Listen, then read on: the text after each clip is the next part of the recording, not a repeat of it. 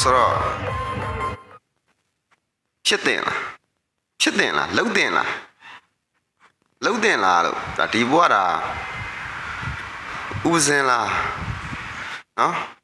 ဥပဇင်လားဖုံကြီးလားတော့မသိဘူးပေါ့နော်ဥပဇင်ထင်ပါတယ်ပုံစံကတော့ဥပဇင်ဒါဒီ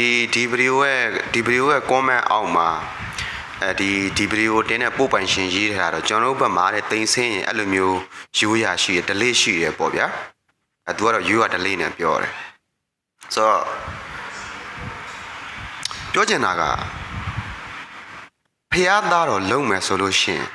ဖះလမ်းစဉ်အတိုင်းပဲသွားဗုဒ္ဓဘာသာကိုးကွယ်ဗုဒ္ဓဘာသာလို့ခံယူရင်ဗုဒ္ဓဘာသာလမ်းစဉ်အတိုင်းပဲသွားနော်ဒီတန်ဃာတွေမှာ10ပါးသီလဆိုတာရှိတယ်ဒါကျွန်တော်မပြောလဲခလေးရစာသိတယ်နတ်စာဂီတဝါရိတဘာညာဆိုတာကခုံခြင်းတို့တီဆိုခြင်းတို့နော်ပွဲလန်းတပင်ကြည်ရှုခြင်းတို့ဆိုတာရှောင်ခြင်းရမှာအခုလိုမျိုးကြီးကြတော့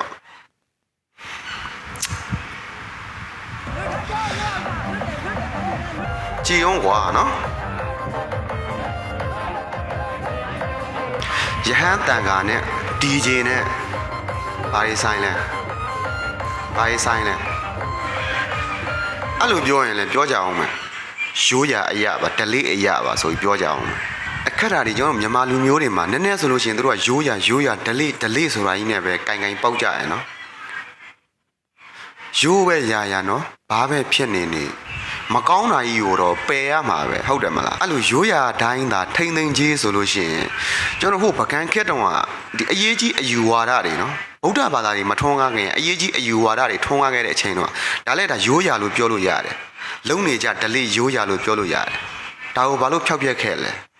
မထိမ့်သိမ့်ခဲ့လဲမကောင်းတဲ့ကိစ္စမို့လို့လေသိရမလားမကောင်းတဲ့ကိစ္စမို့လို့ဖျောက်ပြက်ခဲ့တာအခုလဲရိုးရာဆိုပြီးတော့ဘယ်လိုပြောရမလဲလှုပ်တင်လားမလှုပ်တင်လားမစင်စားဘူးရိုးရာဆိုပြီးတော့ဒါကြီးကိုလှုပ်နေလို့အဆင်မပြေဘူးလေဟုတ်တယ်မလားပြောချင်တာဗုဒ္ဓဘာသာကိုကိုးကွယ်ဗုဒ္ဓလမ်းစဉ်အတိုင်းပဲသွားပါနော်ဖះကလည်းဒီလိုလှုပ်ရမယ်လို့မဟောခဲ့ဘူးဖះမဟောခဲ့ဘူးဆိုပေမဲ့ရိုးရာအရာလှုပ်တာပါဆိုတော့ဒါခမများတို့မှားနေပြီဟုတ်တယ်မလား